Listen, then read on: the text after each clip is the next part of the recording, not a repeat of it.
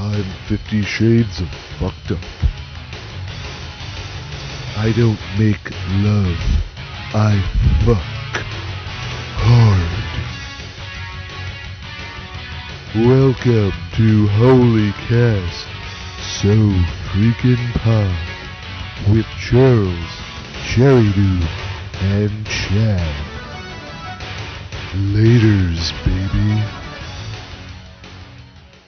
50 Shades Darker. Chapters 15 through 18. Hi, it's me, Charles. It's CherryDoom. It's Chad. All of us are here, and we're ready to talk about chapters 15 through 18 of 50 Shades Darker.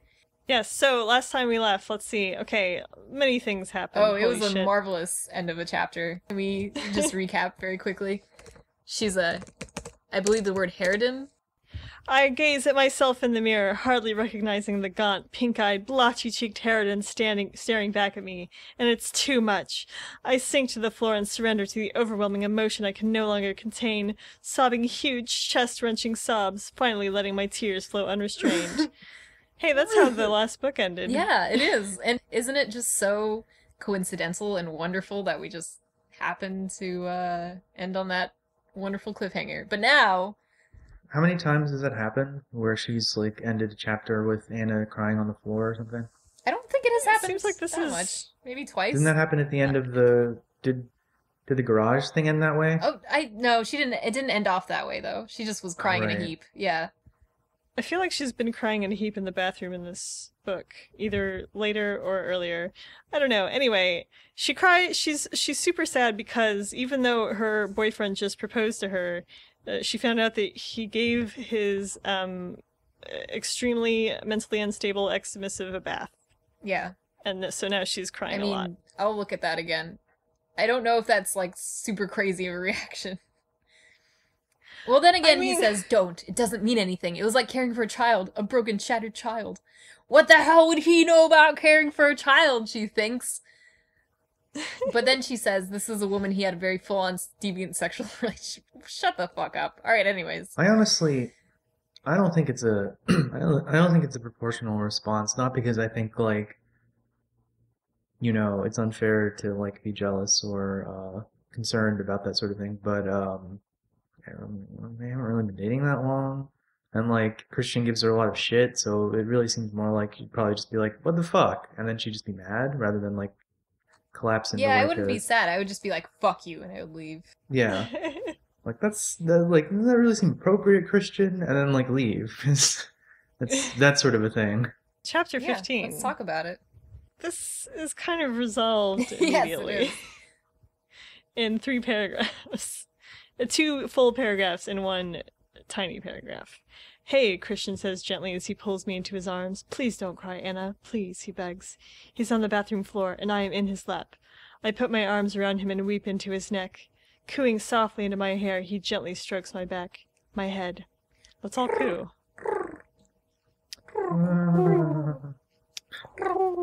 Into I don't someone's actually hair, know though? what's involved. Like, I have this little stuffed animal. I got this pile of yarn. I can't coo. I can't do it. That was fun. Okay. What else would he be doing? Ooh. Ooh. Or maybe like, oh, there, Anna. Oh, poor little dumb baby. Maybe he's like, shit. Poor little piece of shit. Maybe he's really like mooing or something. Huh? So yeah, my new pet theory, and a literal pet theory, is that he is a pigeon boyfriend, like a crane wife. Boyfriend. He is a hot tofu boyfriend. Yeah. Yes. Okay, so yeah, they go to sleep right after that, basically. Everything's fine. She wakes with a jolt, and she's too warm. Christian is wrapped around me like a vine. Listeners, do you like the word revelations? How about the imagery of vines? Do you like that? Because you are gonna love this chapter, because it happens more than is comfortable in like a couple pages. Like, I don't know if I kept a count, but anyway. It's for vine, it's just too. My head is fuzzy. Christian is wrapped around me like a vine. And then a couple pages later, Reluctantly, I open my heavy eyelids, and bright light fills the room. I groan. I feel cloudy, disconnected from my limbs, and Christian is wrapped around me like ivy.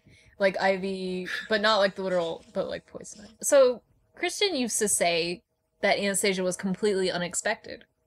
But now Anastasia is saying it about the concept of marriage, which is not, I mean, that's okay because it is completely unexpected. The one situation where it is completely unexpected for a BDSM fuckman to say that he wants to have an emotional relationship till death do they part. But like, anyways, this is just one of the phrases that she's going to be borrowing from him that he said in the first book.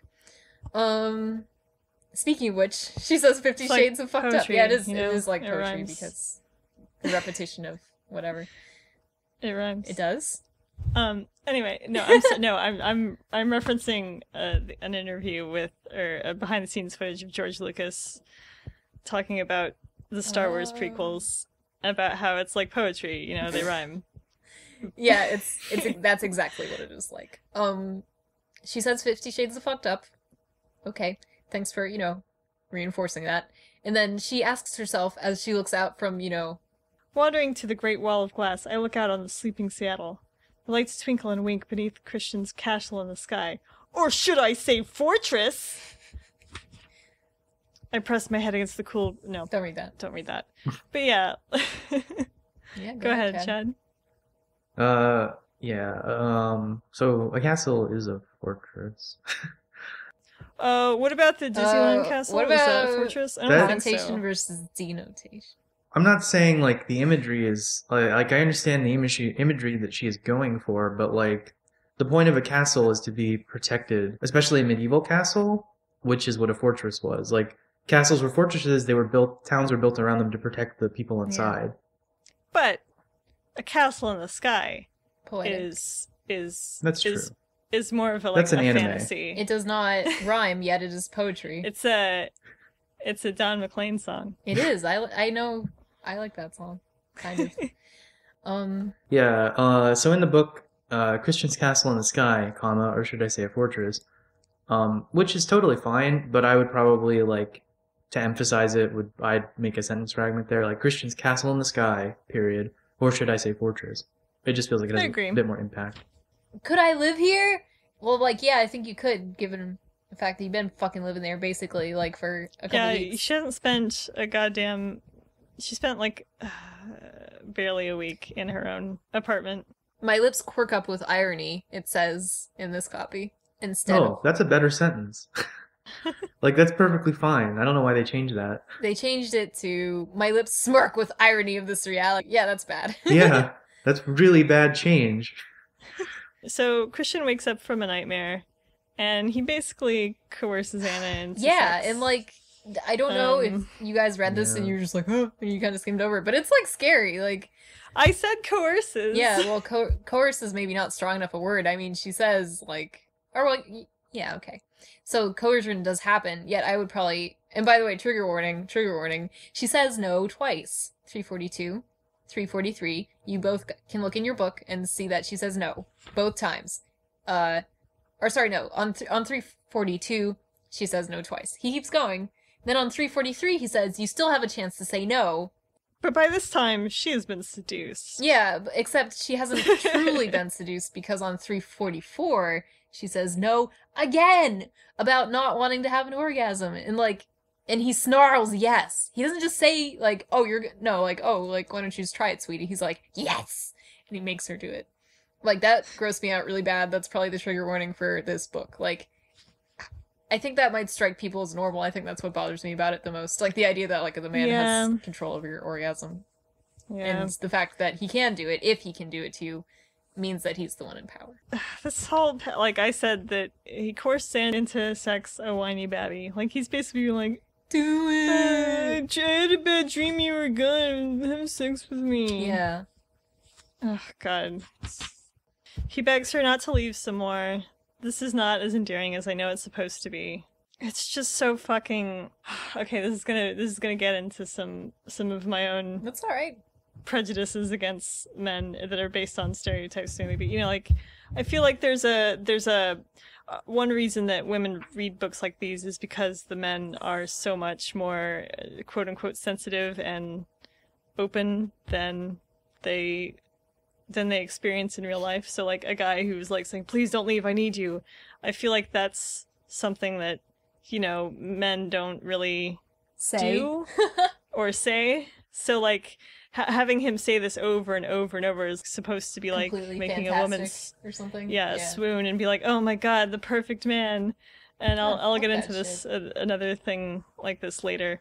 But yeah, it's very Well, let's just sit down a second. I know that this is a fantasy book in the sense that it is a erotic fantasy. However, realistically, you would never want yourself or someone else to say, I need you to live. Because, like, yes, exactly. if you are, like, a self-actuated adult, you don't need anyone else. You should be okay by yourself. It kind of plays into what we were talking about last time about the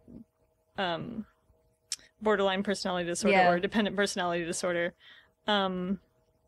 Just about, like, doing this sort of, like, you know, I can't live without you, I need you, don't ever leave, please. It's sort of like... It puts a whole lot of fucking pressure on the other person. The pressure of guilt. Need. And... yeah, guilt. Maybe, like, an untruthful statement anyway, even though in that moment the person can be thinking, like, I need you. Like, no, you can break up and in 3 months you'll probably be alright. Like, shut the fuck up.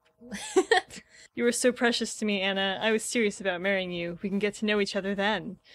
Oh my god! Did I not put that? I can look after you. You can look after me. We can have kids if you want. I will lay my world at your feet, Anastasia. I want you, body and soul, forever. And can we not... Please think about it. I can't believe that did not make it into my final notes because, whoa, like, we can get to know each other then. Yeah. Shut up. Yeah. It's so bad. We have the rest of our lives, Anastasia. Yeah, well, that's like the perfect argument not to get married. You have the rest of your life. Don't settle. Because, like, as soon as...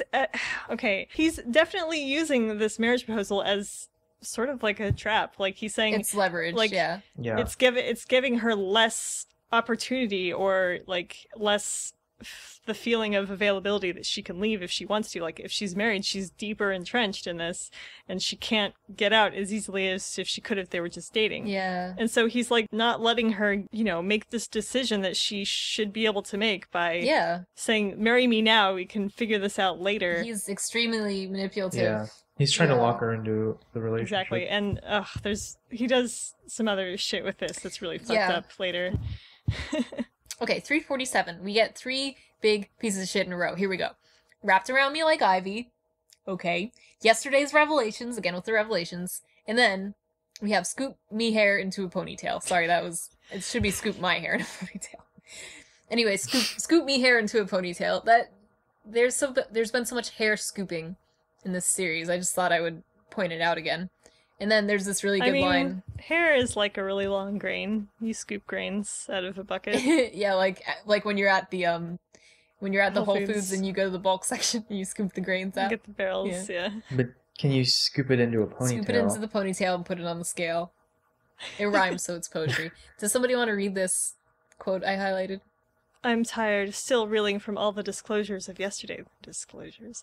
Well, he's bright as a button and sexy as fuck. Bright as a button and sexy as fuck. That's a good line. Oh, God, I hate bright as a button. I hate bright-eyed and bushy-tailed also. We go to the next part where Anastasia goes to work. Jack is back. She's like 15 minutes late. And Anna, Jack calls me. Get in here. He uses his scorpion hand to hook her and pull her in. Get over here. Oh, shit. What time do you call this? He snaps. I'm sorry, I overslept.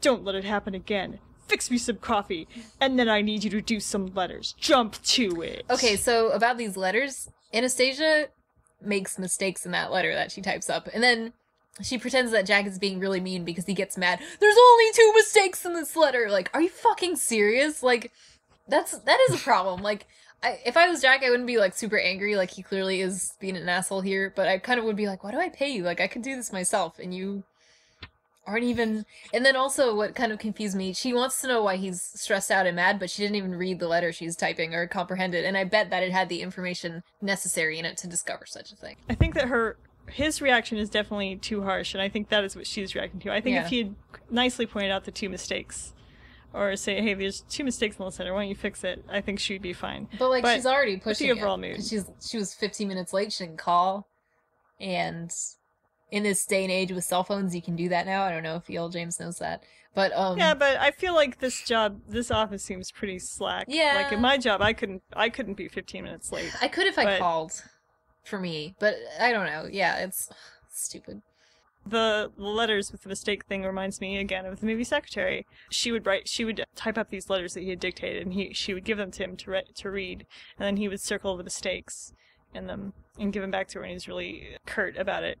And that was an interesting theme in the movie about sort of how his domination over her was actually helping her to improve herself because she would make less and less mistakes as the time went on. But anyway, that's totally unrelated to this. But it just reminded me of a better story. Okay, so there's more letters about Christian be like, marry me, and also please use your BlackBerry. My boss is mad. I blame you for keeping me up late with your shenanigans. Still not using her BlackBerry. Yeah. Doesn't it reach like a fever pitch, like, use your BlackBerry? Like, I mean, he does that all the, like, basically every long email exchange they have, he tells her to use her BlackBerry, and oh boy, will that pay off. Oh yeah, Anastasia, if you're going. Oh, the subject, from Kristen Gray. Subject, BlackBerry. Anastasia, if you are going to start discussing Dr. Flynn, by the way, they're going to the psychiatrist tonight or tomorrow, then use your BlackBerry. This is not a request. Christian Grey, now pissed CEO. Okay, well anyway, you get the point. Right, so I forgot to mention that Anna says that she wants to talk to Christian's psychologist before she gives him a definite answer about whether or not she's going to marry him. My bed is too big without you. How many times do I have to tell you this? Use your BlackBerry. Oh, God, what a dumb idiot Anna is. She is such a dick. Jose calls to say that he's going to deliver the portraits of Anna that Christian bought to the apartment.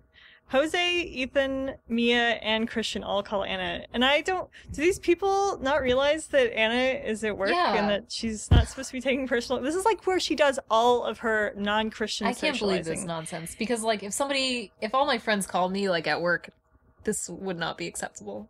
Just not okay. No. Yeah. There's absolutely no way I could do that at my job. It's absurd. Yeah, it is. Okay, after this, there's some more justified angry emails because you won't use BlackBerry. E.L. James is what, like a television producer or something? TV executive. Yeah, she probably doesn't realize this. And plus, a bunch of phone calls are a way to, like, induce drama. Not that she does that here, but anyway. But, like, I mean, and she's taking it on a personal cell phone, too. Like, it would be worse if she were taking it on office line, like, the office phone, but, like, fucking around on your phone is probably even worse, because it's obvious you're not doing work. Like... Yeah. I mean, and she's taking time to write emails to... Eventually, she's taking time to write emails to Christian on her BlackBerry. So, like, that looks like texting at work, which... That's bad, too. I just mean, like, she's not paid... Like, she's not working a job where, like, you know, doing something else at the same time would be acceptable. She should really just be looking at her computer the whole time, or whatever documents she needs. There are some more justified mad emails from Christian. She calls him, and there's, like, a little tit-for-tat conversation, like, and then someone says weak and wet, which is fucking funny. And it reminds me of laundry and not anything sexual. You see, you think I don't know you, Anastasia, but I know you better than you think, he murmurs seductively in a way that makes me weak and wet. Weak and wet like laundry. Okay, I want to find... like a piece of paper. Like a wet piece of paper. Very good, I couldn't have said it better. Okay, I would like to read a selection for us, and I'm going to find it. My mind drifts. Christian the sadist. Christian the submissive. Christian the untouchable. Christian's edible impulses. Christian bathing Leela. I groan, or Layla, I don't know how you say her name. I groan and close my eyes while the last image haunts me. Yeah, what? Oedipal. Because remember we discussed... She's talking about that boat? No, she's talking about how all his subs look like his mom. Oh, right. Yeah. Looking back at my life before Christian, it's as if everything was in black and white like Jose's pictures. Now my whole world is in rich, bright, saturated color. I'm soaring in a beam of dazzling light.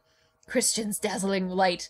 I am still Icarus, flying too close to his sun. No fucking shit. I snort to myself, flying with Christian. Who can resist a man who can fly? And I have to agree with her. If my boyfriend could fly, I think I could never break up with him. And even if he was a huge asshole? Well, he can fly. Well, yeah, because then he could take you up and drop you. And then catch you before you hit the ground. Or not. If he was Well, a I mean, huge that's asshole. that's beyond asshole. Well, that's like psychopath. No, I'm just Right. yeah, that's what I'm saying. Like, you'd never break up with him, even if he were like a deranged psychopath. Like, you can Right, fly because though. you couldn't break up with him because he might Yeah, drop well, you. you have to yeah, stay he with might- him then. He might kill you. Yeah, that's what I'm saying. Okay, so, but she says before that, right now I've never felt so alive, so vital, which I tend to think that's, like, problematic, like, in the way of, like, you don't want to date somebody who's always making you feel manic and doesn't fit into your daily life very well. That's bad.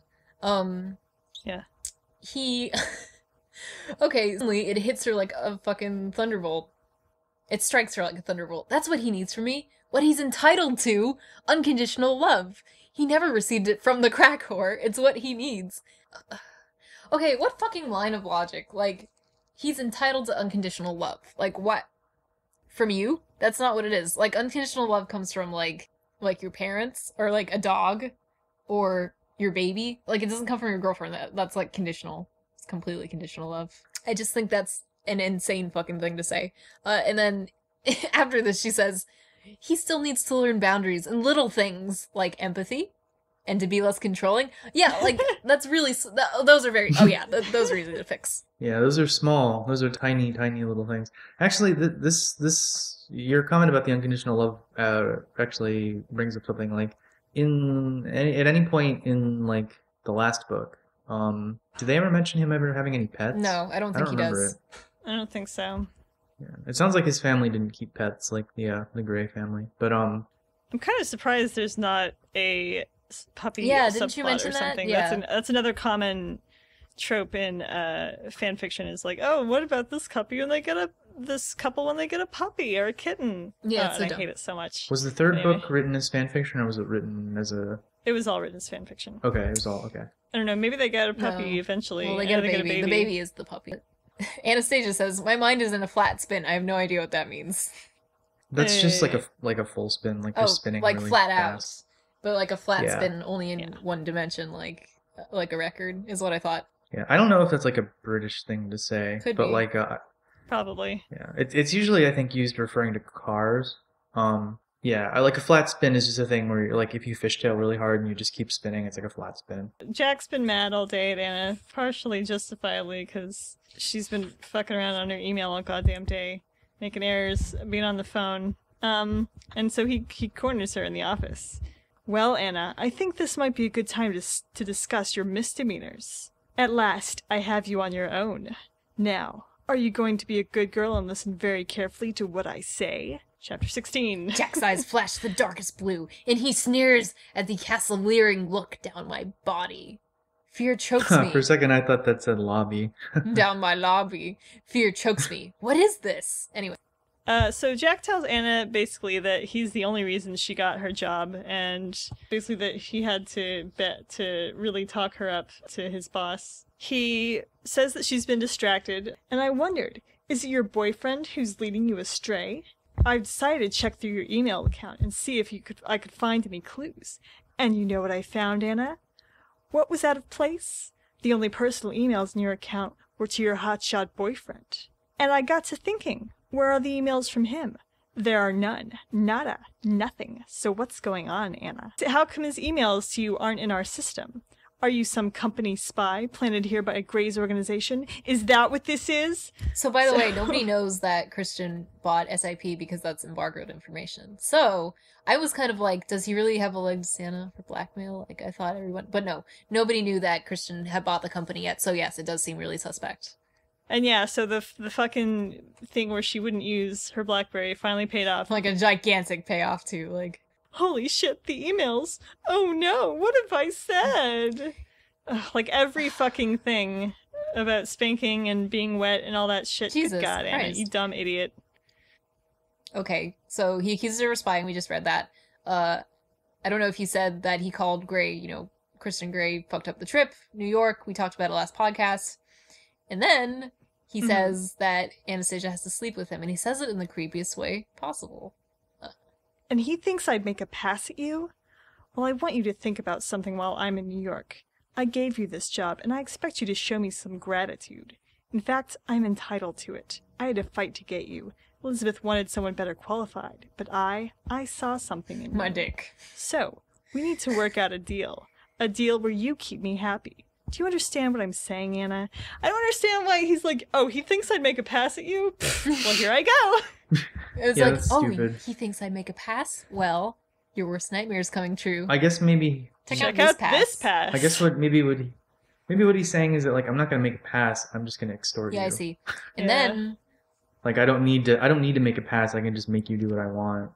Look at it as refining your job description if you like. And if you keep me happy, I won't dig any further into how your boyfriend is pulling the strings, milking his contacts, or cashing in some favor from one of his Ivy League frat boy sycophants. I can barely believe this. Sex with me. That's a good line. Like it's something she would say to Christian. Yeah. there are a couple things in the scene that stood out as far as like the description in the scene, and maybe seemed a little silly. Like she says that his pupils dilate and the black overtakes the blue, like, and then he says, "You are such a tight-assed, cock-blocking prick tease. You know that." Like, What? Prick tease? and then like I don't know. That reminds me of like somebody trying but failing really badly to do dirty talk. Like I think people think that's really sexy because they watch too much porn, but I don't think anybody thinks the cock blocking is sexy. oh, I think they do. in No, any I don't. context. I have a question. Yeah. How long has she been working here again? A week. A week? A week? Do you think that most harassers would move this quickly? Like, don't you Yeah, think they usually try to there's build, more like, grooming. like a rapport and some grooming to like build trust. so Like that they can everything actually... in this series takes place at a lightning fast speed, even though the books Yeah. are 500 pages long each. Yeah. I mean, I guess in a sense it works too because Anna doesn't trust him. Mm-hmm. She has mushrooming, revulsion, and dread, and I get that it means that it's like revulsion and dread start to overtake her, but for some reason when I was reading this, I thought mushrooming was like a really bad euphemism for like getting fucked, like like anyways, Like a mushroom-headed dick? or yeah, something? exactly. So like Gross. they started he wants to mushroom her. So anyways, He wants to mush that room. yeah, mush that womb room. Anyways, Yeah. so on 370, some stuff happens. She pulls his pinky down and hits him in the groin. Okay, so Chad, my question, because you are the only person who's done martial arts more than all three, or sorry, the most out of all three of us, probably. Is this realistic? I took a basic defense, and like that's one of the moves. Like you grab the pinky and you twist to break it, Yeah, and it's basically just finger. cause pain Yeah. more than anything. Yeah. And then hit him in the groin to cause more pain. Okay, but Yeah. as Anastasia mentions, she was taught everything she knows by Ray, ex-military dad. Would they teach this technique for like CQC or something? Yeah, I think like he would know if he were taught good. Like if you were taught anything above basic hand-to-hand combat skills and like anything about restraining, he'd probably know like where the weakest points in the body would be. Yeah, Like the okay. pinky is really, really weak for most people, and so it's really easy to like guide someone around because it feels like it'll break at any For time. most people, like there's like the one outlier who has like a really buff pinky, and he's like, not today. Well, I mean, there are people that like strength train, like grip, and like there's like guitarists and stuff that. But yeah, it's still weaker than other fingers.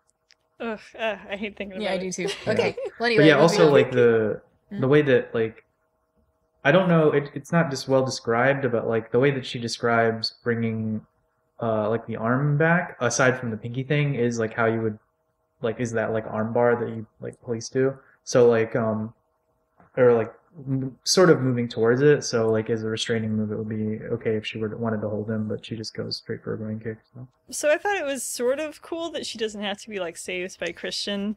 I mean, she removes herself from yeah, the situation. she protects herself in here. that situation. That's cool. Yeah. But Christian does sort of like deal with Yeah, the he does, aftermath. and- Like he gets him fired and like basically Right. threatens him. Right.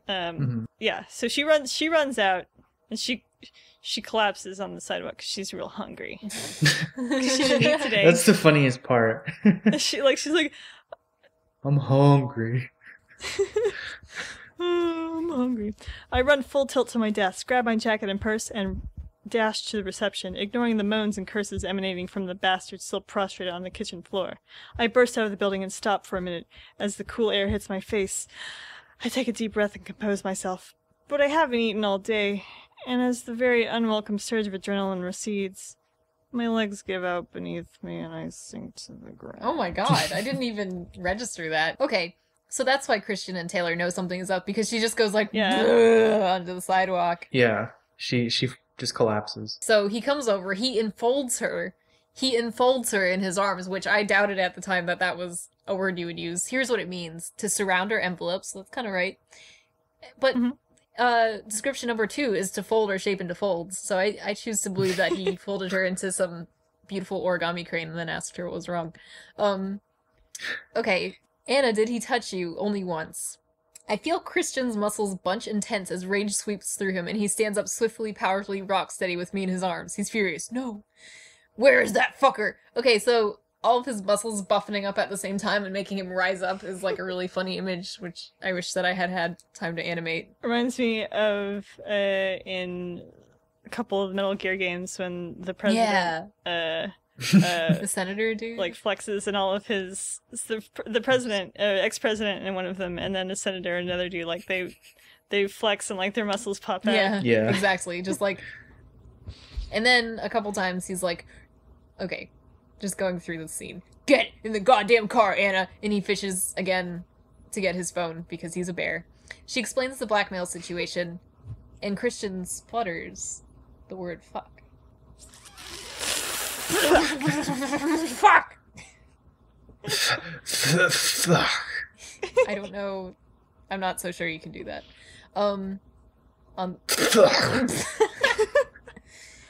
Bless you. Bless you. I'm so sorry. I'm sorry you had a cold. We didn't have to record today. On the bottom of 371 and going on to 372, there's a Big Daddy Businessman speech, and I think CherryDoom should read it. Big Daddy Bizman sounds like a good, like, MC name. Big Daddy Bizman. Barney, Gray, I need you to access the SIP main server and wipe all Anastasia Steele's emails to me. Then access the personal data files of Jack Hyde and check they aren't stored there. If they are, wipe them. Yes, all of them. Now. Let me know when it's done. He stabs the off button with a knife, ruining his phone.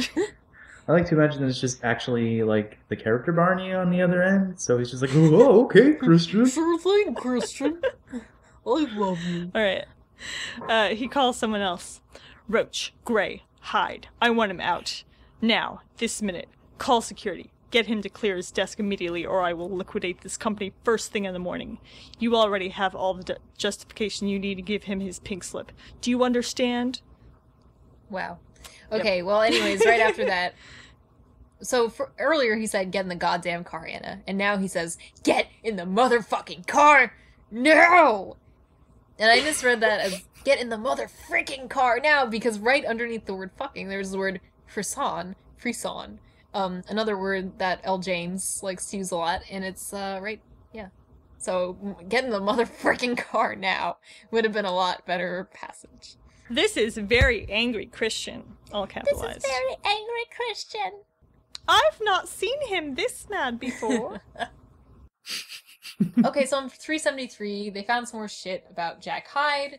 I don't believe we get to know what it is, but I can tell you for a fact it's probably research on Christian Grey for reasons we'll find out in the next book. Or maybe at the end of this book. I wish it was something stupid, though, like, sir, you've got to see this, and, like, there's, like, 1,000 Google searches for, like, Shrek porn or something. Oh, here we go. He grabs me, suddenly imprisoning me in the corner of the elevator. I thought that this was funny for some reason, because it sounds like a little prison corner. Like, you're imprisoned, like, Cask of Amontillado style. You're stuck in the elevator forever. Everybody who gets on the elevator will be able to look at you and see your shame, what you've done to be imprisoned here in the elevator. I'll also print out all the emails and tape them to your prison. Ray is ex-army. Ray is ex-army and he taught me well. This is like the macho version of saying, like, my uncle works at Nintendo and I know how to get Mew. Like, stop.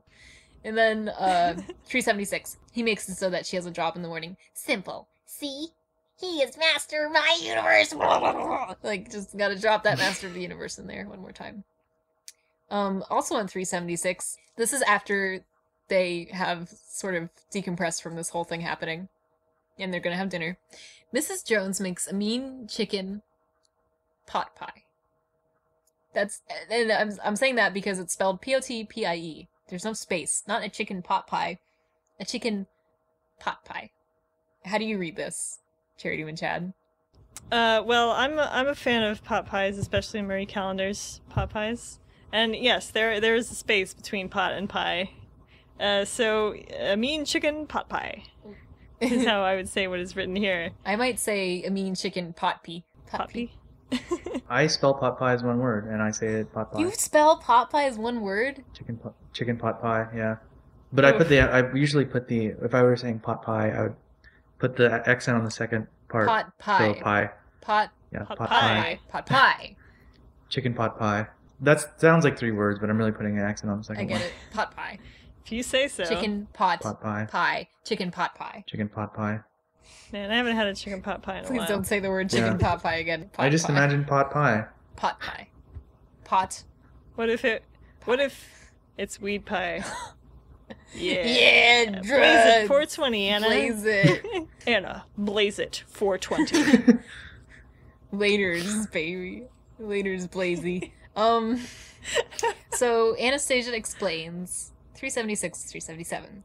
She explains why it's okay to hang out with Jose in a more acceptable, compared to the fact that Christian is constantly hanging out with his past abuser, Mrs. Robinson, aka Elena Lincoln. She's like, why is that okay, and why is it not okay for me to hang out with a friend who made a move on me? And he's like, huh?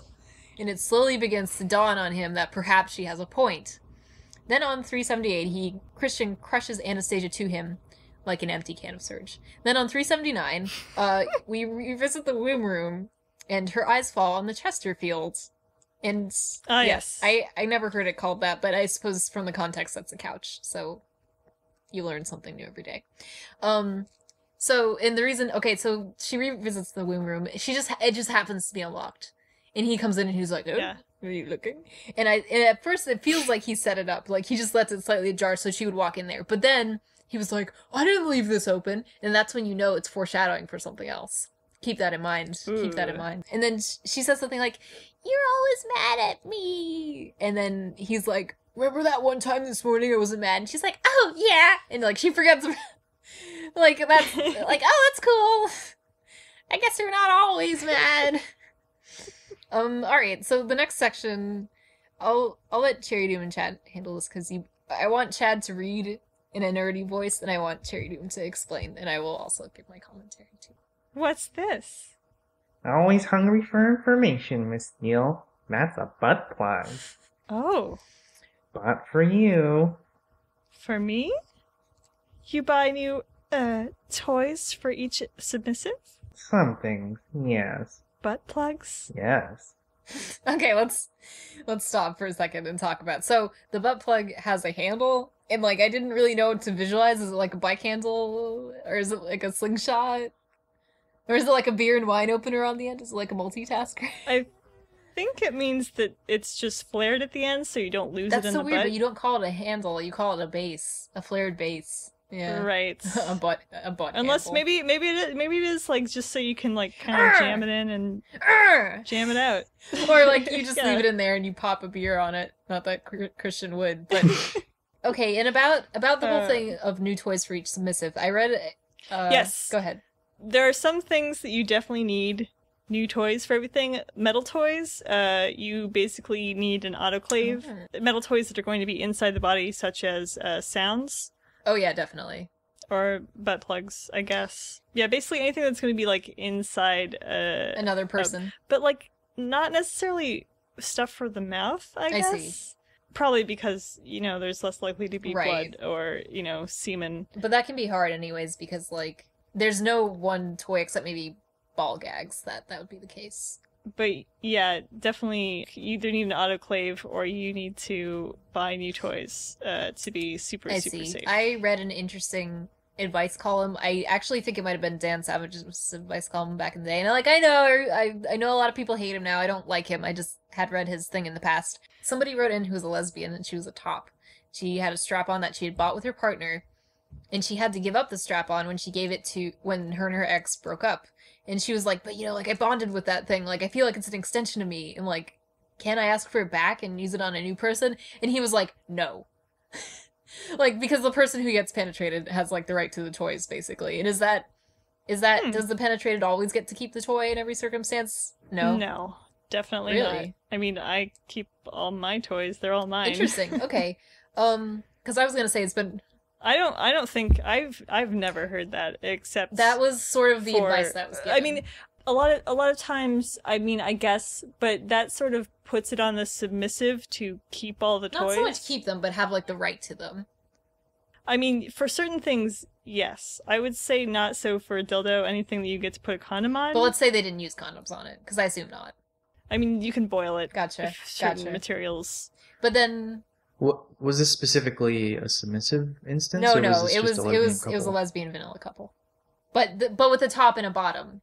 Like, so in other words, the top was always fucking the bottom. Yeah. And not the other way around. I mean, your ex isn't entitled to. Yeah, you're like the if dick. Yeah, that's what I was gonna say. You know.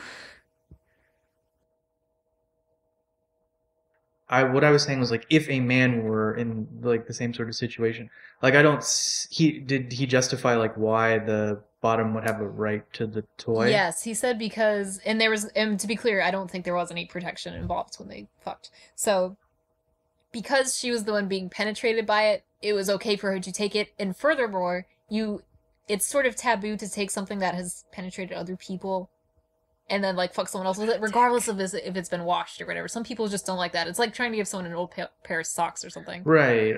Okay. I mean, I wasn't thinking about it in terms of like having like using it again on someone else. I just Yeah, meant, that like, was in terms that of was like it. Like she wasn't getting rid of it She or wasn't just gonna something. keep it and be like, "This is it." Like no, she was. sentimental value, Yeah. and then just go to sleep with it at night and cuddle it. I don't know. I mean, I feel like if a quote, submissive or a bottom like it wants to have their own choice to like say, hey, fuck me with this, please, that's fine. But like, I think that the top has just as much right to keep their things. Oh, but they bought it together. That was the other thing. So it was like they both went in on it because it was somewhat expensive. Was my sense of it.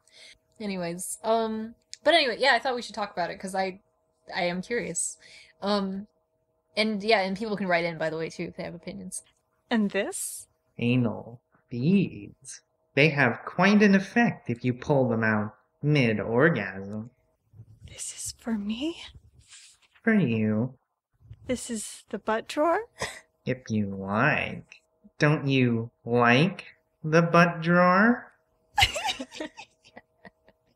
Okay, so anal beads, that's pretty straightforward. Just to be clear, I've never used any of the things that have been mentioned so far.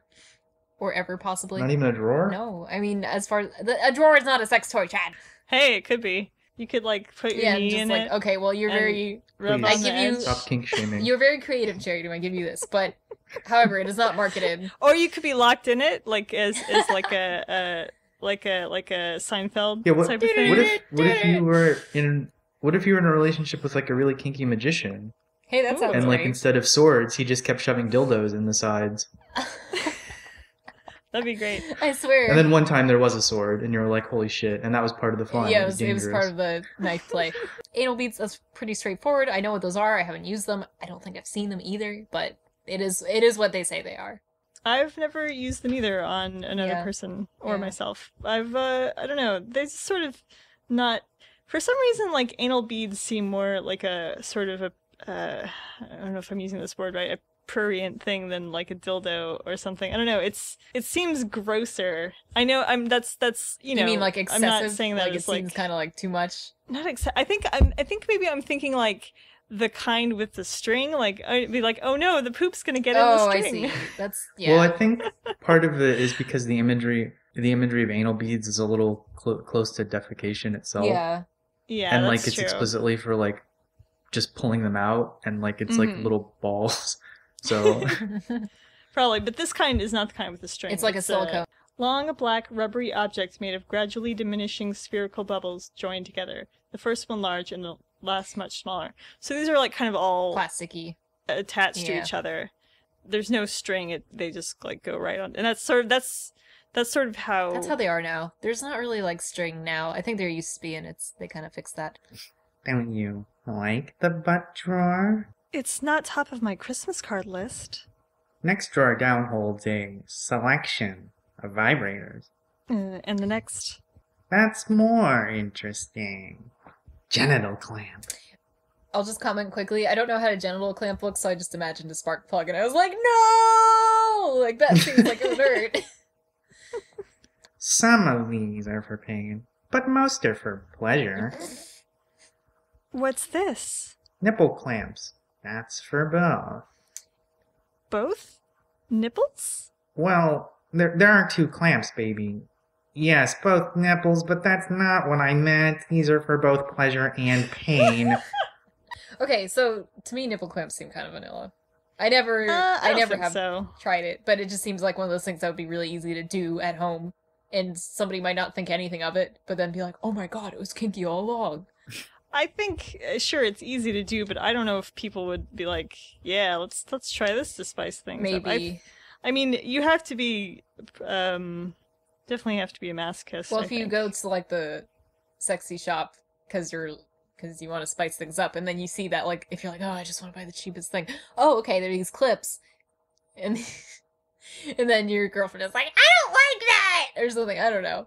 I mean, it's definitely like one of the like like it's standard blindfold, nipple clamps, feather on a stick, handcuffs, and it just seems really pedestrian, I guess. I mean, it's pedestrian in that it's like a pretty standard. Exactly. That's what I mean. But they can be pretty intense. Yes, let me say the thing that does not seem pedestrian is the ones he goes on to describe, which are just like not the typical nipple clip. I guess it's like adjustable or something.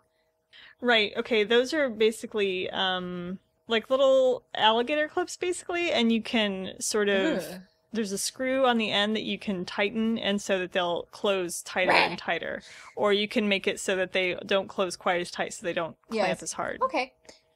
Cool. So, when you guys were talking about, like super vanilla, I'm just imagining, like, just some guy that's like, I need to spice something up in the bedroom, and he's just, like, super dumb, and he, like, sees the clamps, and he's like, oh, how about these? And he buys them, and he's like, what are these even for? And then he just, like, hangs up a poster of, like, his favorite anime babe, and he's like, yeah, I guess this will work. And he's like, we're gonna try having sex under this now. And it's just, like, under the gaze of his waifu. Wow, that's creepy. That's pretty good. It actually parallels a later scene in this book, which we'll get to eventually. These are adjustable. Adjustable? You can wear them very tight, or not, depending on your mood. How does he make that sound so erotic? Okay, this? That's a Vartenberg pinwheel. 4? Give me your hand. Palm up.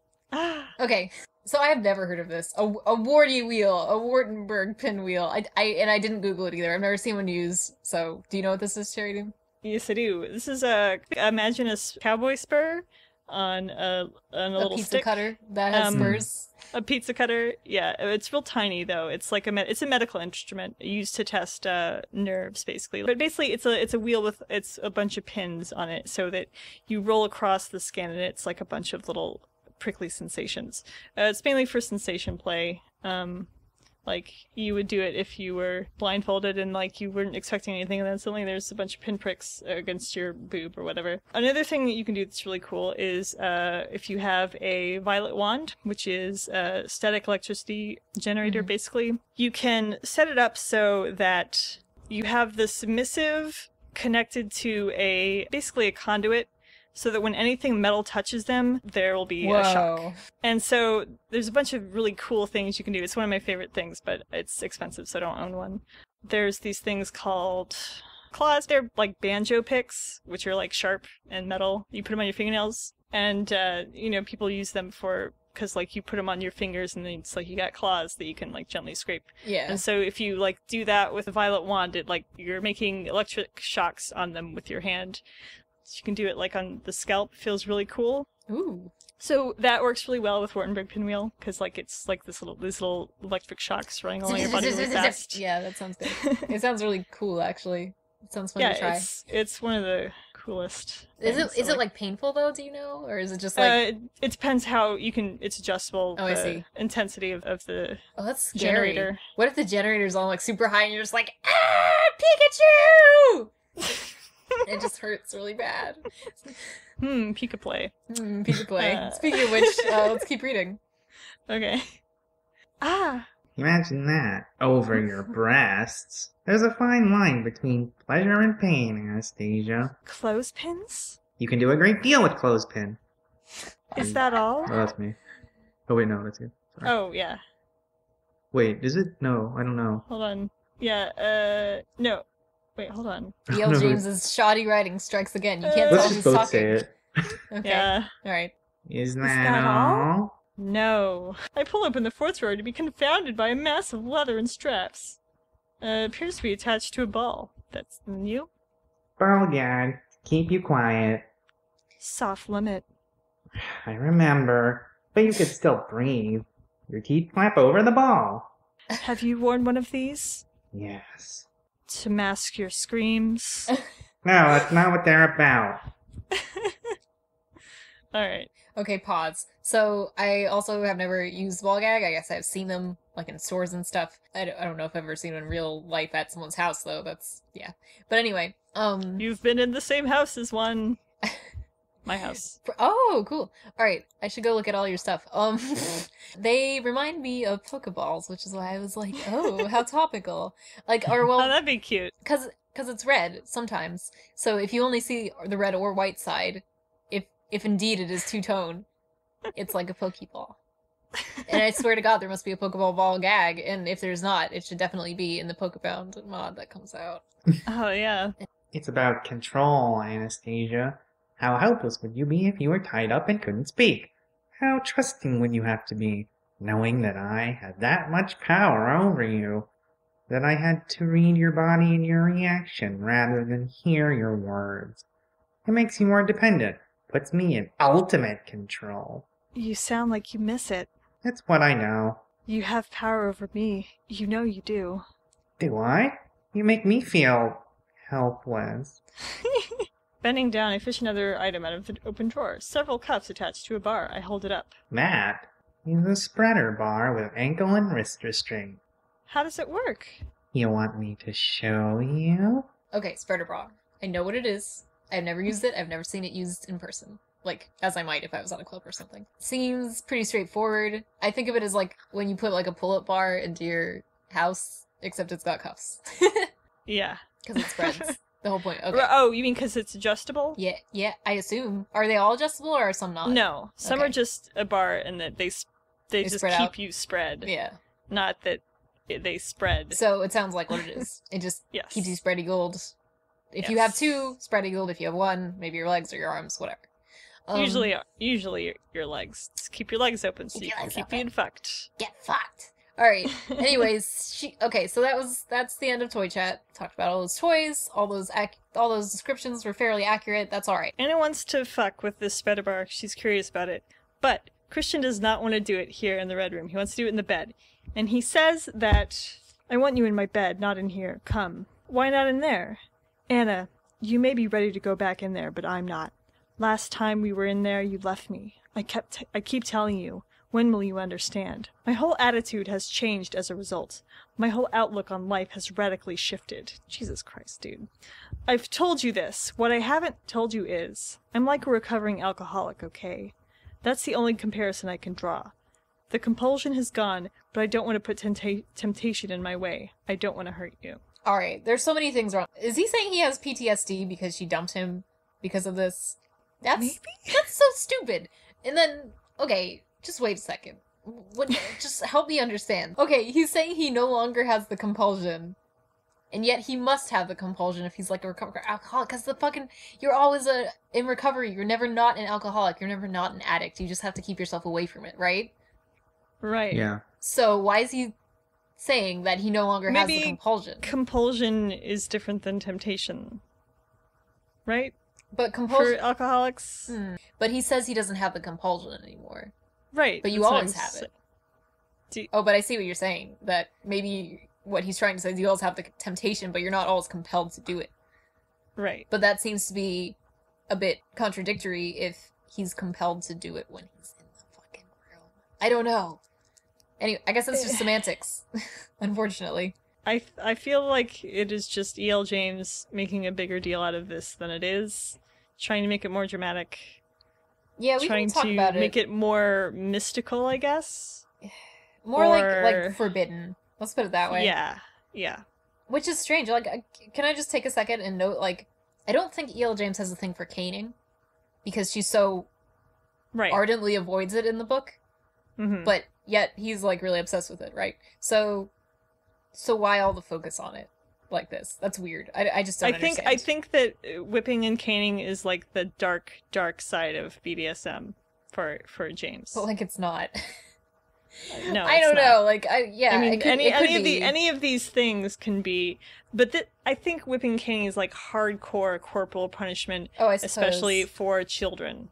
Oh, I see. So the Brits. Because he's supposed to be all and the Brits, oh, exactly. Oh, you think that's what it is? Maybe. That's it's actually hard to say. That feels like a new insight, because like now it makes a lot more sense. Because like in America, it's not like we get anymore. We don't get beaten in our schools, and if we do, it's not caning. That's pretty. That's I mean, UK they don't centric. really cane anymore anywhere in like most of like Western Europe and the US. But like when E.L. James was growing up, they most certainly did. Yeah, I was thinking more of like colonialism. But there's still like that's like a big thing over there, sort of like. Yeah, there's still. It's more fetishized because of caning in schools. Yeah, that's true. How strange. Anyway, okay, well that's really interesting. Was there any caning in Bully? I never played it. No. I just bought it. I should play it. I think there was like a paddle though. I don't know if it was used on anybody. No, it wasn't used on anybody. I feel like the principal probably had one. Hot coffee mod for Bully is the paddle mod. Anastasia says, "You are one beautiful man, Christian, and you taste mighty fine." So this is another thing that Christian used to say a lot, but now Anastasia is saying it. Compare earlier to "so unexpected." Yep. Okay. Good job. It's all coming full circle or something. It's kind of like she took the old book and just kind of like edited it a lot. Maybe she did. Anyways. It's like poetry, it rhymes. It rhymes and it repeats. Christian tests the tightness of the cuffs by putting his finger between the cuffs and her wrists. Like you stick your finger in between the cuff and the wrist and you kind of swirl it around the whole thing to make sure that there's enough room. Yeah. They're not too tight so they don't cut off circulation. That's good practice. And then they fuck. Face down, ass up. That is the way Anna and Christian fuck. Yeah, face down, ass up, feet braced apart. So there's some good bad lines in here. On 388, you get, I sheath my teeth. It rhymes, so it's poetry. Sheath my teeth? I sheath my teeth. Not quite. I mean, it depends. Sheath is kind of a soft TH sound. Really? As opposed to teeth. I say sheath. Yeah, sheath. Oh, I get it. Like, I sheath versus... Sheath as a verb, I would say, is soft. Sheath as a noun is sharp. That's really interesting. I think that might be another evidence of me not knowing how to speak properly, because, like, I sheath my teeth is always how I will say it. Sheath. Like, I sheath my sword. I never sheath anything. I sheath it. Okay, then she says, I'm not just powerful, I'm omniscient. When does that happen? It's right after I sheath my teeth. It's probably on 388. Oh, is she blowing him or something? Yes. And she feels powerful? Not just powerful, omniscient. It just feels kind of out of place. It's really funny. Okay, then he comes loudly and wetly into my mouth, which... Oh. It sounds more like the coming... The dick is making the sound? Yeah, it's going like... That was a good job. Ew!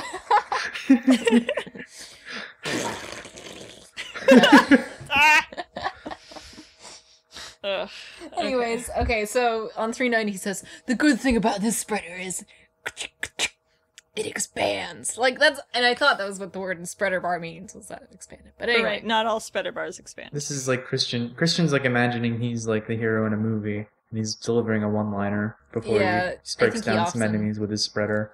Okay, so anyway, you have again the stupid light versus dark metaphor with her orgasm. At the end of the chapter, she imagines she's like dreaming of like a cute little baby boy that's obviously Christian. Why does she keep imagining Christian as a child? I find that really weird. I guess it's supposed to be like the innocence and good inside him. Light this dark, dark. dude. Oh! It's like an adult and powerful and mean. But there's just a poor little baby child inside who just wants to be loved. Baby boy. You see, E.L. James is trying to evoke the imagery of the Dark Continent, which is also why she keeps bringing up the Canes. So earlier when we were talking about the way that like bad situations are set up and then immediately resolved, I really do not like how that's paced. In the first book, the pacing was basically just like that nothing happened because it was building up to Anna and Christian getting together, but they have sex like relatively quickly. So I feel like it probably is a result of the fanfiction origins where the weekly releases or bi-weekly or bi-monthly or however often she was doing it. And I think she was yeah, and she was doing it like what, in like 2 chapters per or something like that? Yeah, something like that. So it was set up to, have like, so some of the chapters it's pretty obvious because it's like a bunch of situations occur and then are resolved, and then there's a cliffhanger before the next chapter, but then all that's dealt with in the next chapter like immediately, which is probably where there was a break in like releases. Right. Or if not, if she wanted to give like a self-contained like thing, I guess, like where there was a cliffhanger, but then you already have the next chapter, so it's immediately resolved, and you just wait for the next chunk of chapters or whatever. It's so transparent, and like this book makes it feel super breakneck speed, because just like every chapter, something bad happens. Like Christian and Anna have a falling out, or something happens to Anna, and then immediately like it's taken care of either in the chapter or like at the start of the next chapter, and then some good things happen. But then oh no, something happens again, and that's resolved, or like it's like let go, and then oh no, like something else bad is happening. Oh, but a good thing's happening now. I will comment. I wouldn't say that it feels random. It does feel planned out. Like, I mean, you've noticed, like, the chapters are like this. And I don't even think it follows... It sort of doesn't follow the classic, like, rise and fall that even a fanfiction chapter should have, really. Yeah. Maybe you can argue that with, like, the last chapter that wasn't included in this chunk, chapter 14. Because it ends with that big, like, and, like, that, to me, is how fanfiction ends. Yeah, I mean that's pretty typical fanfiction thing, but like right. But however, like the continued use of that feels weird because even in fanfiction, like it wouldn't be like a shocker every chapter like that. It would be like sort of like up and down. Yeah. I don't think that it feels random. I mean, it's obvious that she's thinking about what's going to happen, but she's just having so much stuff happen within the span of like 1 or 2 chapters. Yeah. Like imagining them that way. So then, like when it's all compiled into a book, it's just nonstop things. Like the break in the action is when the good thing is happening, like they have sex and they're like cuddling, and then something happens where like Christian's dark past is brought up, or like now we have to talk about our relationship. Or see, like I don't read the sex scenes as like a break in the action. I mean, it is as far as like the plot moving forward, but like that's still like it's like a thing within itself because it's like okay, what happens next? Well, I just mean in terms of like the good thing, bad thing, like a structure. Oh, I see. It's like a good thing. Because I don't think that it's like I agree that like it's not the classic structure for dramaturgy, but like not it doesn't have to be, but it's not a good. There's no structure to it. It's just like the way it feels like the way that E.L. James thinks it should play out, where like she has to balance everything. Like every good moment has to be balanced by some sort of conflict rather than having an overall conflict. I do think that the way that she's doing this like good thing, bad thing, flipping does really significantly contribute to the feeling that the book has no overarching plot, though, or like sense of plot. Yes, definitely. It just feels like a series of events, and that's all I have to say. Mm-hmm. It's like a soap opera, basically. Except worse, in a way. Okay, chapter 17, blah, blah, blah. They talk about how Anastasia is going on birth control later in the week, and Christian says, I can stop using these fuckers. And she goes, over the condoms. I can stop using these condoms, these fuckers. I can stop using these fuckers. And she goes like, aptly named, because you suck fuck. They fuck. Yeah, so that's bad banter. You can use them for other things. Yeah, like dental dams. A fun balloon. Yeah. A fun balloon. Drug mule. Yeah, drug transportation. A funny masculine gift to give to your friend, who's a man. They use also. them. High five, bro. Like aid workers use them for things too. Yeah. This has been endemic to both books so far, but just the constant use of the word torment whenever Christian is like arousing Anastasia. Like he's tormenting me. Torment. That's all I really have to say about that. I need to stop you. And I think I know how, Christian says ominously, and his body covers mine. What is he stopping her from doing? I don't know. From giggling? Alright, Oh, well. stop your giggling. I imagined a giant Christian manta ray, or like a big sheet. Like, you know, the Brave Little Toaster? There's the blanket. Like, just like a Yes. Christian head on a big blanket, and each corner has like a hand and a foot. I need to stop you, and I think I know how. Like, He's wearing a squirrel suit. yeah. They're talking about some jealousy shit. And Anastasia is basically like, I'd never be gay. And Christian is like, pfft. What does he say? Where? Okay, like, you would be jealous if it was a woman. If my friend was a woman, you wouldn't be jealous like you are with Jose. Where's- Yes. What, 396. Did she say I'd never... No, she doesn't literally I know, say I'm- I'd never be gay, but she sort of okay. makes ref to it, and he's like, so I can only imagine that he's imagining Anastasia right there. Oh, I hope they take on a woman as my new boss. Why?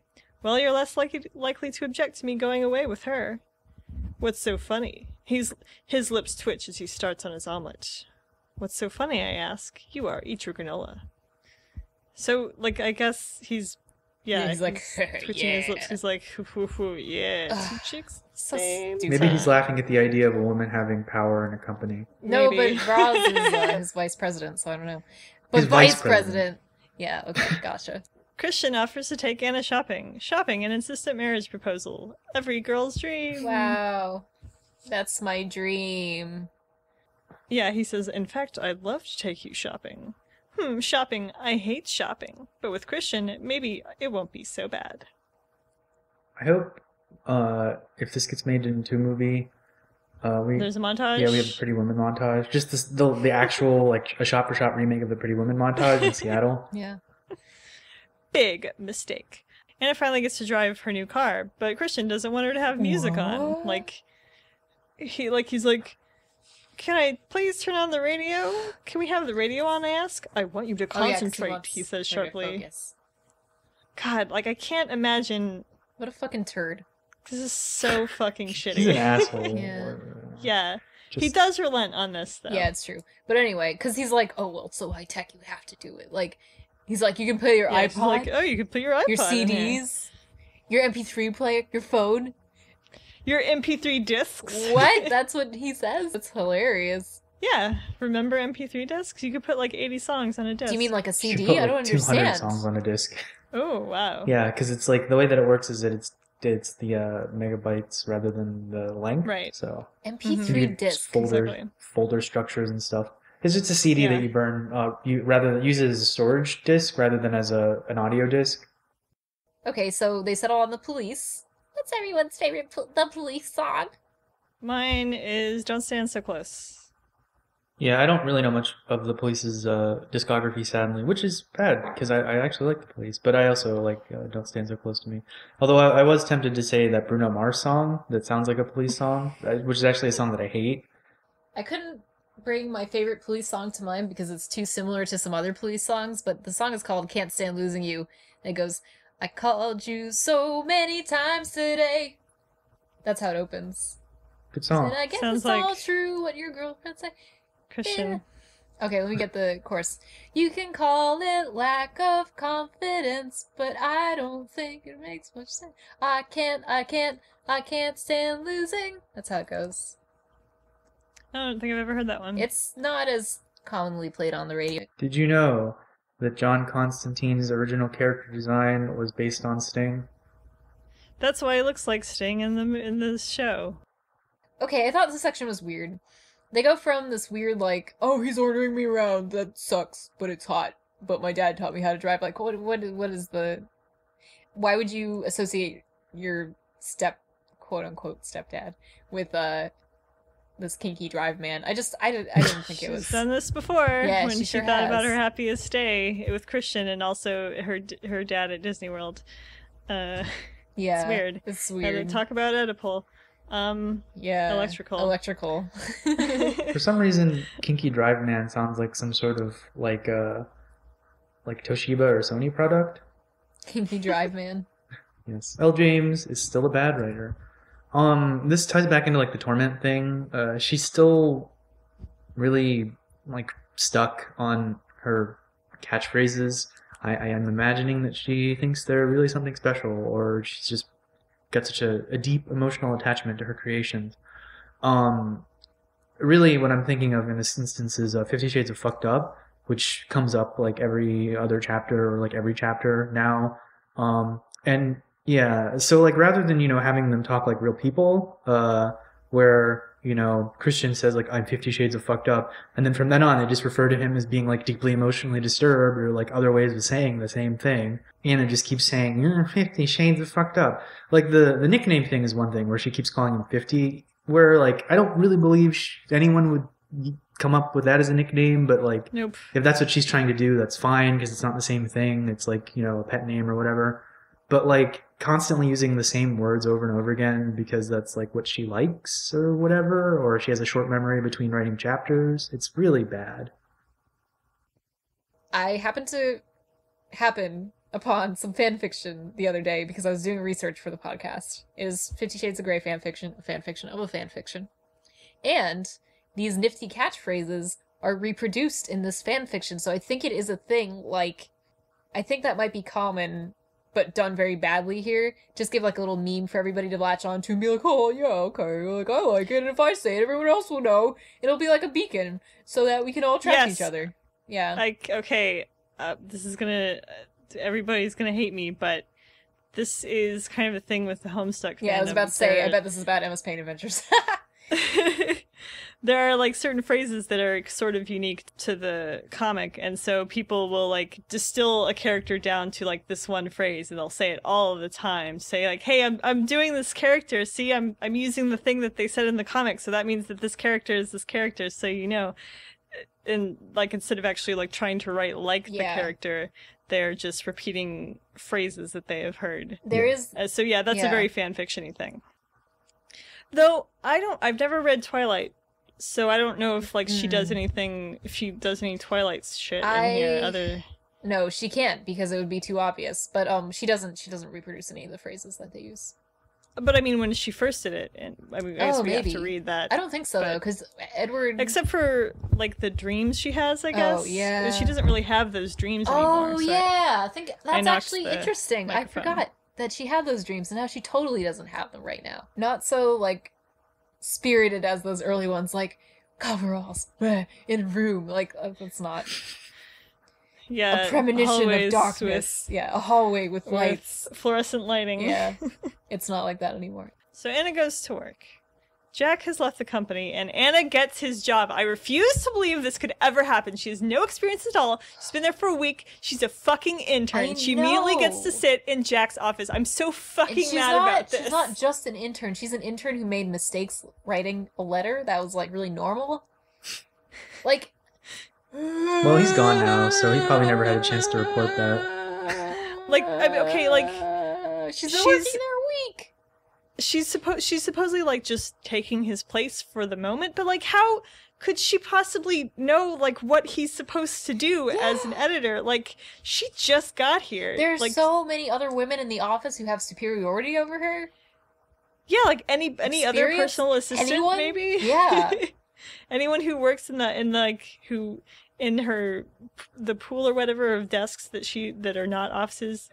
I don't know. But yeah, like it's just so fucking absurd and I'm so mad. It's kind of a Mary Sue type of thing where like she gets everything handed to her on a silver plate. Like everybody loves her. It's like, "Oh, you're highly qualified. Even nobody has risen in the company as fast as you, Anastasia.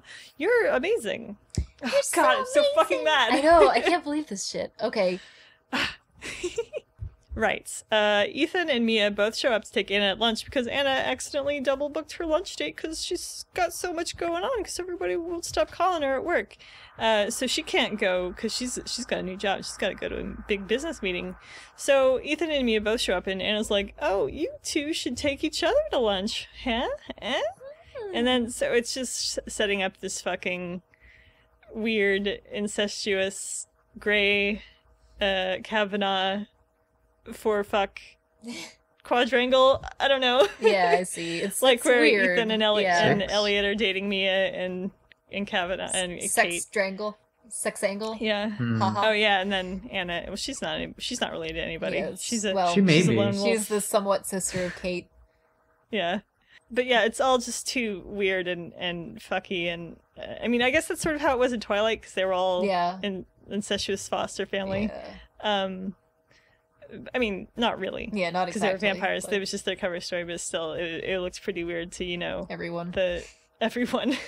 But yeah, it's just too like, let's have all these rich white people date each other and fuck. It's weird.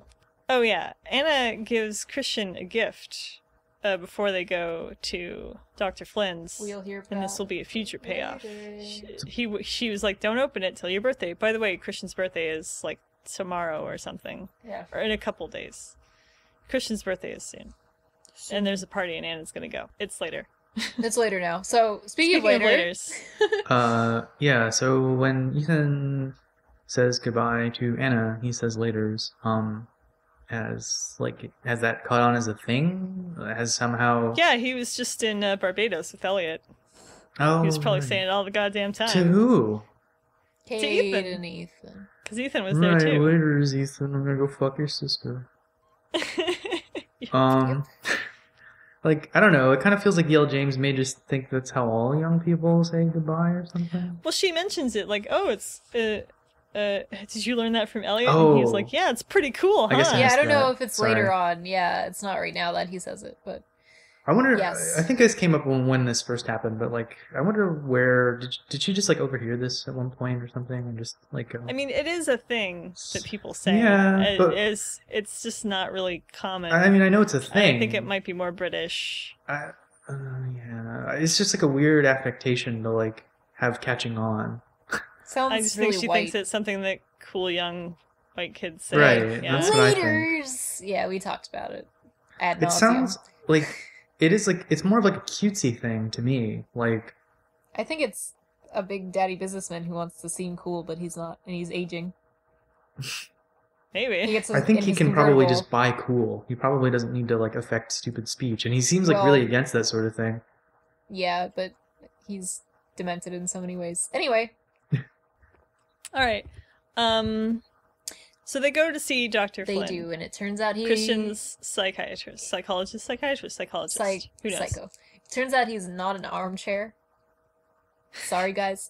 I do love his English accent. Anastasia says, seemingly saying it in an English accent, that she loves his English accent. It's ever so charming. Okay, so Christian leaves, and they talk for leaves Anastasia alone with Dr. Flynn to talk. They talk for what seems like a very short time. Like, psychologist appointments are Way like longer, an hour yeah. long. Seems like maybe at least. I don't know if they dole it out into like 15-minute sections. But this doesn't seem like Yeah. it could be any longer than 15 minutes. Perhaps this truncated little occasion is a good indicator of the fact that overall the book is just crunched as far as Yeah. the time goes, yeah. They talk about a lot of stuff. Flynn pretty much tells Anna that she's the cure for all Christian's mental problems.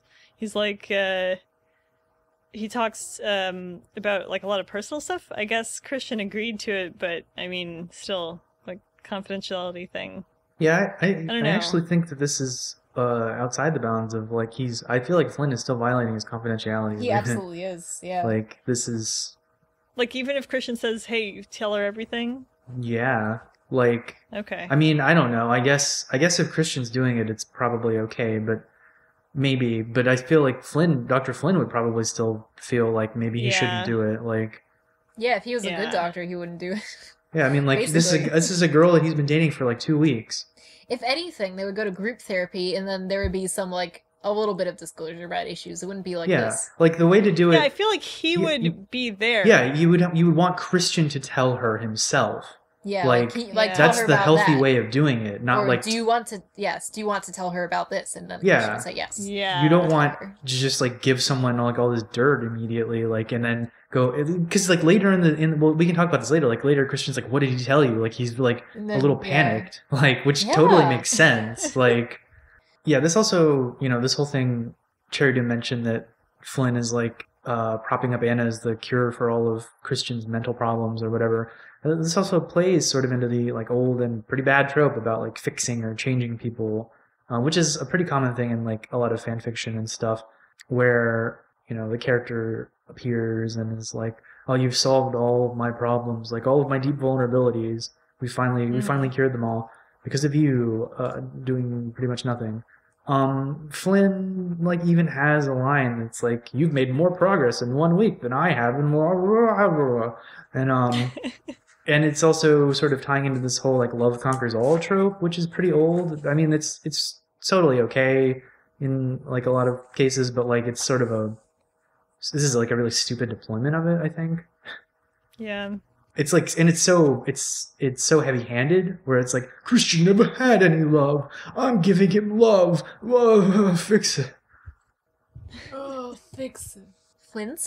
Dr. Flynn says that Christian is changing his coping methods because he's like he's no longer a sadist, is what he's referring to. I don't see that this is necessarily true. It doesn't matter how it comes out. I think it's still manipulation and controlling, and it hurts. Just because it does not literally hurt, like a physical pain does not mean that it's not. So I see no evidence that this is the case. He mentions a couple terms like morbid self-abhorrence and parasomnia. Parasomnia probably is the medical term. Morbid self-abhorrence is not. That describes no psychological disorder whatsoever. Anastasia hears him say these things and does not understand, which is downright fucking ridiculous. It's clearly written so that a layman can understand it, with the exception of parasomnia. I mean, you could figure that out what that means from, like, root words. Yeah. So, does Anastasia not... Ghost sleep. That's not what it means. No, it doesn't. Spooky sleep. So she has an English degree and doesn't understand how to interpret the roots of words. I can't... Okay. Yeah. Anyways. Parasomnia. So, he says... You're the first lover that hasn't consented to sadism masochism. So he's not willing to do it. Oh, no, so she doesn't consent, so he doesn't do it. Remember the end of book 1 where he totally fucking did it and she sort of consented? And then, do you remember chapter 15, 2 seconds ago, we just talked about where she said no 3 times, count them, 3 of time, and he still fucked her? So, consent means nothing. His fucking idiot psychiatrist doesn't have the whole story and is being manipulated equally by Christian. And by the way, I was looking for research, or I was researching to see whether somebody had written about Dr. Flynn, and in fact they had. And somebody basically was like, wow, what a hack. Flynn, also worth noting, says a lot of weird shit. The way that he speaks is weird. He repeats the term breastfeeding, like in the space of like a page. And then he says, his Damascene conversion. Road to Damascus. That is some like that is like a really old person thing to say. And Damascus has come up a couple times, I think maybe in the other book too. Oh, they talk about solution-focused brief therapy, which is basically baby steps from the movie What About Bob? Remember that movie, everybody? Everybody loves it. I think it's a bad movie. But it's basically like, do you want this thing? Okay, hold on. That stands for solution-focused brief therapy. Essentially, it's goal-oriented. We concentrate on where Christian wants to be and how to get him there. It's a dialectical approach. There's no point in breastfeeding about the past. All that's been picked over by every physician, blah, blah, blah, every psychiatrist, blah, blah, blah. So yeah, he's just like, don't think about the past, just go towards the future, get towards your goals. Wow. He also says to Anna to basically give Christian the benefit of the doubt. Which seems really dangerous. Yeah, it does. Because it's like, hey, it's okay, let him manipulate you. Well, it's like... It'll be fine. He's just trying to get to his goals, that's all. You would never... Let him get to his goals, you fucking tool. Yeah, be a tool. You're a tool, Anna. Literal tool. You're just the conveyor belt for Christian to go on to the next conveyor belt. He says... Emotion. Okay, well, first of all, you would never give, like, an abuser the benefit of the doubt. That's, like, the opposite. Same with, like, addicts, alcoholics, which... Christian is being equated to here. I don't know how true that is.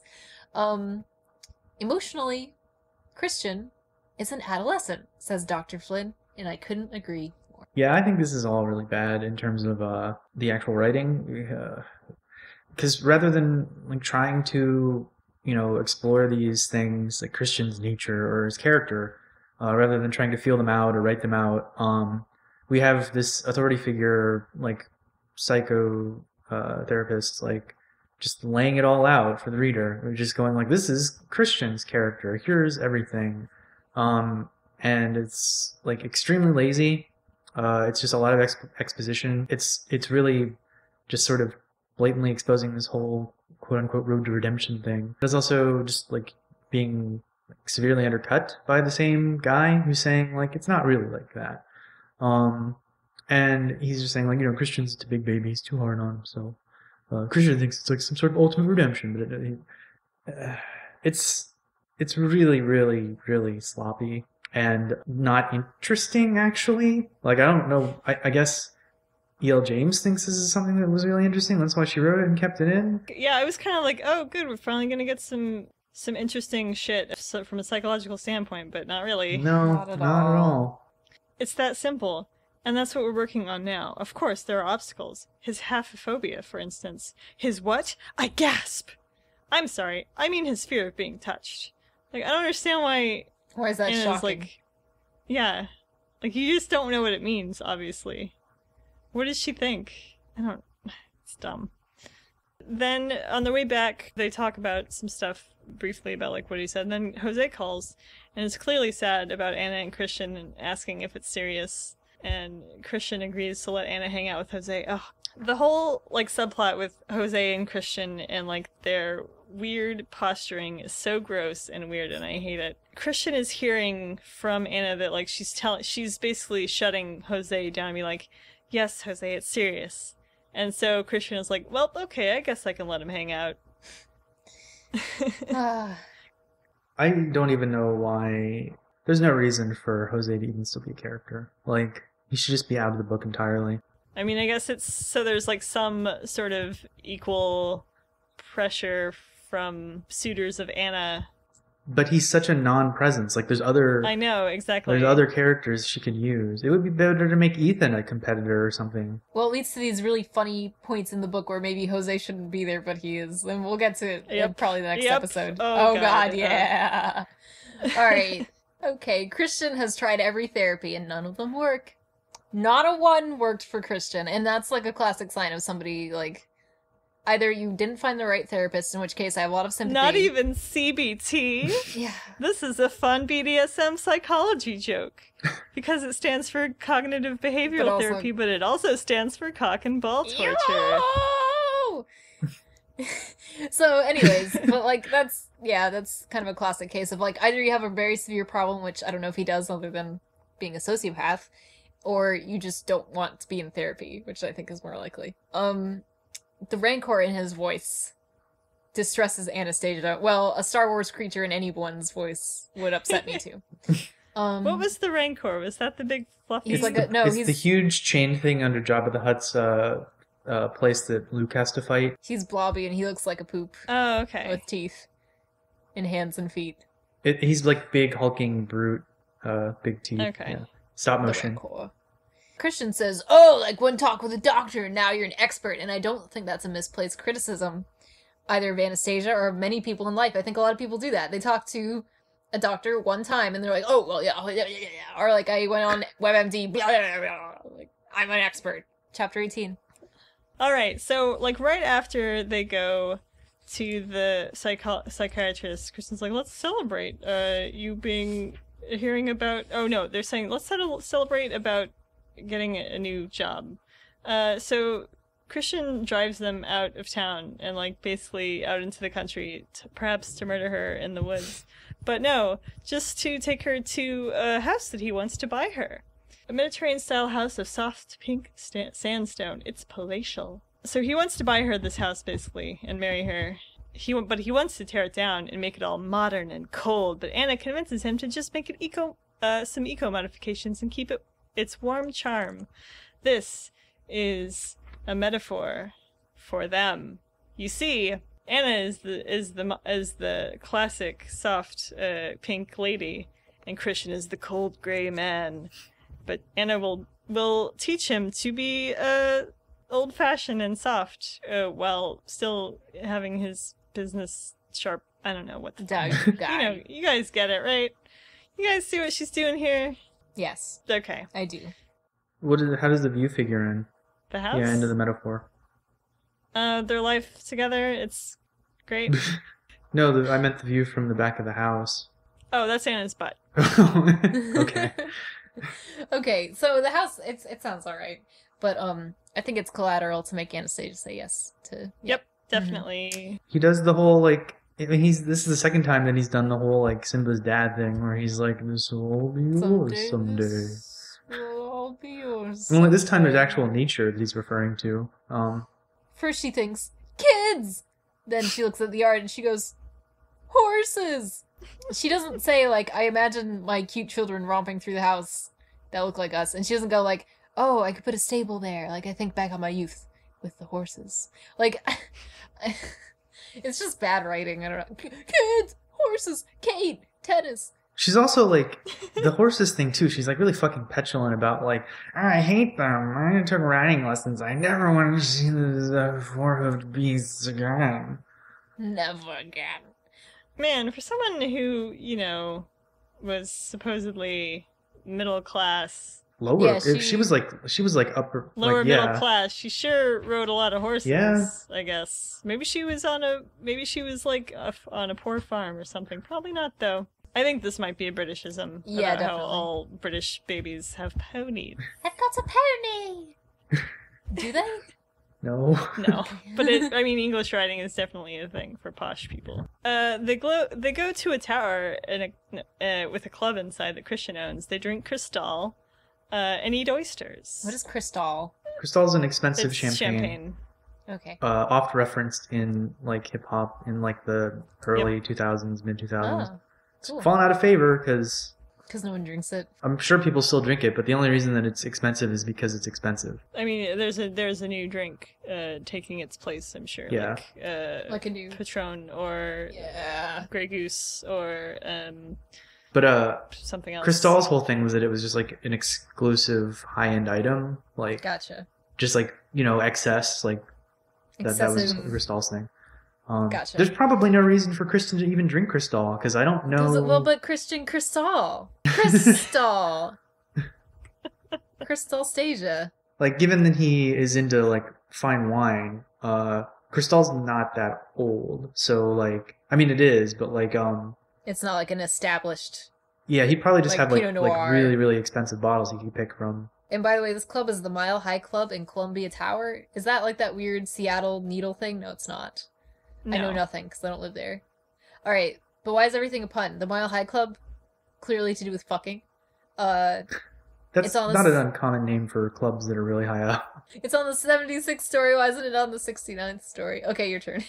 They do some erotic stuff at the They table. do. Christian says, take off your panties to Anastasia. So she goes to the bathroom and does it. And I thought perhaps the ball... Wait, she yeah, does? she goes to the bathroom and takes Oh, off... I totally takes skipped off this her part. panties. Boring. So I thought, oh, maybe he's gonna slip the balls into her discreetly. So on 431, after teasing her a little bit, he's like, I'm not gonna touch you. Well, why would you tell her that? Like, that doesn't keep the anticipation up at all if it's supposed to be like a tease type thing. Oh, I'm not gonna do this here.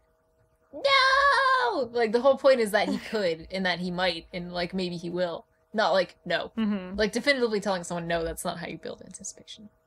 Okay. I mean, it's very similar to how E.L. James writes her books, so. Yeah. Anastasia once again fillets an asparagus. Didn't that happen in the last book? Yep. In fact, this scene is extremely similar, including the part where he said he wasn't going to touch her. Yeah. Okay. It's basically the same It scene, is. except now they're not. Actually, it is the same. I'm not It's the foolish. Same. I can tell when you copy pasted something. I am not a fool. All right. But she makes explicit reference to this being a She- recreation. Wait. Okay, then she goes, it makes me feel so wanton. I feel like that's an awful line. The reason she's saying that, she's been fingered in a crowded elevator. And then when everybody leaves the elevator, Anastasia, and this is basically word for word, nearly convulses on the spot when Christian licks the pussy juice off his fingers. And I just think, like, maybe you just had to be there. But I don't think I would ever be like, oh, if someone did that. Or if I did that. I might be like, bleh. But, okay, but, like, I might be like, oh. I wouldn't be like, like, nearly convulses on the spot. She probably just had, like, you know, a frisson. A frisson of arousal. electricity excitement. Yeah. And then Christian ruins the entire thing by saying he'd be mad if she had car sex with someone else before. Which, by the way, they don't have car sex here. I've never had sex in a car, I mumble. I'm very pleased to hear that. I have to say I'd be very surprised, not to say mad, if you had. I flushed, blinking up at him. That's not what I meant. What did you mean? Christian, it was just an expression. The famous expression, I've never had sex in a car. Yes, it just trips off the tongue. Ugh. This is dumb. I say that they do basically prolong foreplay until they get home. And then I say that they skip the sex scene, but... They don't skip the sex scene. I'll tell you why, because there's a weird little spot where Anastasia goes, the usual face of flowers is missing! And Christian's like, alright, well, it's the first service, let's fuck on this table. And anyway, the fact that the flowers are missing may seem nonsensical to you, dear listeners, but it is not. It must be evidence for later danger. And then, Christian is like, open your eyes, Anastasia! Open them! Watch me fuck you! Watch me! And then, under the patient maternal eyes of the Madonna painting, Anastasia cradles her boyfriend man-child against her breast. And that's... Oh, I know, and that's a lot gross. like the nipple clip. He has a Madonna painting? Yes, nipple I mean, that's fine, but did they fuck Yeah. under it? That's weird. Is it not weird? And also, that's the worst symbolism ever. Isn't it not? Is it not the grossest? And also, it's like Chad was saying earlier, we fuck under my waifu. Oh man! Nipple Holy clipped shit. waifu. Yeah, it was real. It's canon.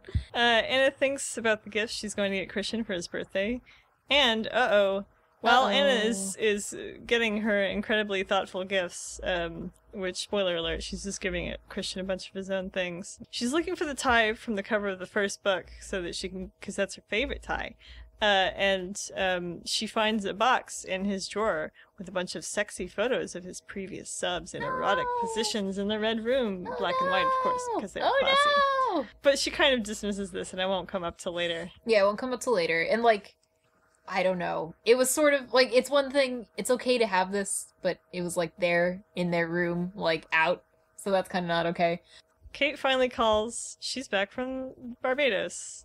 This is her first appearance in the book, about 7/8 of the book through. She's finally back. A voice of mild reason is finally back. But Mildly it reasonable. won't matter much at all, ever. Not at all. Okay. It does for a tiny brief moment later, but then again, not at all. Yeah, Anna goes out with Jose, Kate, and Ethan. Amazing that Wow. she's even allowed to do this. The gang's all back in town. In fact, it's almost like someone isn't here to watch over her and say, why are you going out with people when you should be having sex with me alone in our house? That's so interesting. Yeah, it's sort of like a presence could be missing. But anyways, Jose's fashion is ugly. He's wearing a black and white checked flannel shirt on top of a black shirt and jeans. That's that. Gil James just continues to be like really bad at describing things. In this case, clothes, like with Jose's outfit, and then this is also the second time that the second I think person I don't remember earlier in the book since I didn't read it very closely. That she's described a guy wearing just like an open plaid or like flannel or checked shirt like over just a normal plain t-shirt and then like jeans. Which she just sounds like she's describing like schlubby Paul Rudd fashion. Like everyone just dresses like a dad. Yeah. And I mean, that's kind of what people in the Northwest dress like.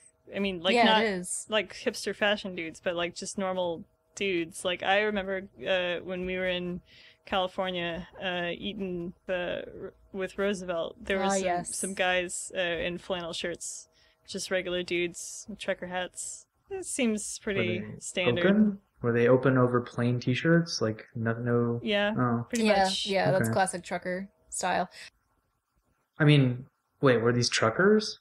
Like actual truckers? No. No, but it's like kind of an aesthetic, I guess. Yeah, exactly. A popular aesthetic. Flannel shirts. Yeah, I mean, I realize Hats, that for like jeans. the Northeast, but I don't know. Jose says salud, and he reveals that he paid off his student loans, and he's doing a lot I better. don't remember any of this. He seems like he's trying to kind of leave the beta male thing behind, and then Anastasia's like, "Ha! You have a girlfriend!" And he's like, "Stop!" And she realizes she's done something bad.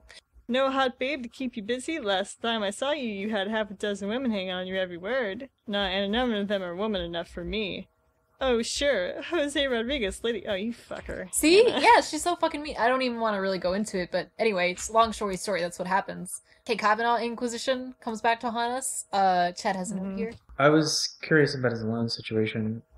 Like, did he earn enough to cover all of his loans through school, or just like the loans he's had up till now? Or, so, I mean, because conceivably, if he has enough to cover the loans through school, then he actually doesn't have to take out a loan in the future. I'm not sure. I just don't quite understand, because Anna implies that he's still in school. So yes, he's 1 year behind Anna, so he should be a senior next semester. Okay, so she's having fun and catching up with her friends finally after, not talking to anybody for years. Yes, I'm sure it'll be very relaxed and yes, nice. But why is she able to talk with her friends? It's almost as if somebody isn't there to tell her that she should not be ever going out or leaving the house. Where's Christian? Why isn't he exerting his power over her all the time? That's so weird. Oh no! What? Hold on. What? Anna, Elliot's voice is clipped and quiet, and my scalp prickles ominously. What's wrong? It's Christian. He's not back from Portland. What? What do you mean? What? His helicopter has gone missing. Charlie Tango? I whisper. No! Chapter end! the end. Holy fuck! End of the series. But no. It's now the end of the chapter chunk. We did not do the whole thing for obvious reasons. We are gonna do more later. And we're gonna answer listener questions. We'll see you next time. Laters, baby. Some baby.